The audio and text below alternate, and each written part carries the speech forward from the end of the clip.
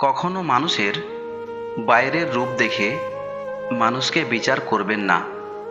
মানুষের বাইরের রূপ আর ভিতরের রূপ কখনোই একরকম হয় না। যাদের মন ভালো তাদের ভাগ্য খারাপ হয়, কারণ তারা কাউকে ঠকায় না, বরং নিজে ঠকে।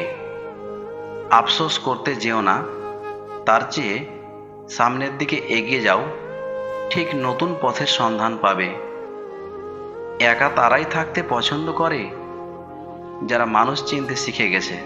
মানুষকে জীবনে 6বার হেরে যেতে হয়। নম্বর 1, টাকার কাছে। নম্বর 2, ভালোবাসার কাছে। নম্বর 3, সময়ের কাছে। নম্বর 4, বিবেকের কাছে। নম্বর 5, বন্ধুত্বের কাছে। নম্বর 6, অবশেষে মৃত্যুর কাছে। অসুখী লোকেদের জীবনে আশাও নেই, আবার হতাশাও নেই।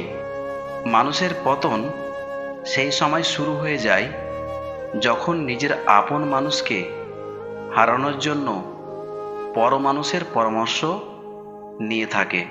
কেটে যাওয়ার ব্যথা কিছু সময়ের জন্য থাকে, আর কথার ব্যথা সারা জীবনের জন্য থাকে। যারা বংশগত বড়লোক তারা কখনো ফোটানি দেখায় না।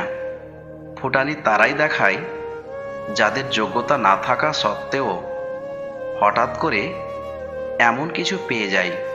যে সিগারেট বানায় সে কোটিপতি, যে মদ বানায় সেও কোটিপতি, কিন্তু যে কৃষক সবার জন্য ভাত বানায় সেই গরিব।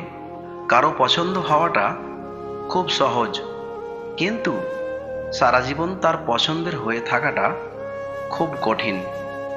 শূন্যতা নাকি শূন্য থাকে না, কিন্তু আপনার অভাব কখনোই পূর্ণতা পেল না। দক্ষতা তৈরি হয় অভিজ্ঞতা থেকে, আর অভিজ্ঞতা আসে ব্যর্থতা থেকে। তাই ব্যর্থতা খারাপ কিছু নয়, এটা সাফল্যের প্রথম ধাপ। অন্যের ক্ষতি করলে নিজের ক্ষতি হবে, হয়তো 2 দিন আগে, নয়তো 2 দিন পরে। সব সমস্যার 3টি সমাধান আছে: মেনে নাও, বদলে যাও, না হলে ছেড়ে দাও। ব্যস্ত হয়ে যাও, দেখবে মন খারাপ হওয়ার সময় পাবে না। বড় বড় ডিগ্রি অর্জন করে কি হবে, মন আর ব্যবহারটা যদি অশিক্ষিত থাকে? যেখানে সবাই নিজেকে জ্ঞানী মনে করে সেখানে শান্ত থাকাই বুদ্ধিমানের কাজ। একজন পুরুষের টেনশন যদি 100 জন নারীর মধ্যে ভাগ করে দেওয়া হয়, তাহলে 99 জন নারী পাগল হয়ে যাবে। জীবনে যদি এগিয়ে যেতে চাও, তাহলে নিজের কান বন্ধ করে রাখো, কারণ জীবনে চলার পথে অনেক মানুষের অনেক কথা তোমার মনোবল ভেঙে দিতে পারে। সুন্দর ব্যবহার আপনার সঞ্চয়, যা কখনো অর্থের চেয়েও বেশি উপকারে আসে। সব না পেলেও যতটুকু পেয়েছি ততটুকুই বা কয়জন পায়, এই চিন্তাধারা যাদের মধ্যে থাকে পৃথিবীতে তারাই প্রকৃত সুখী।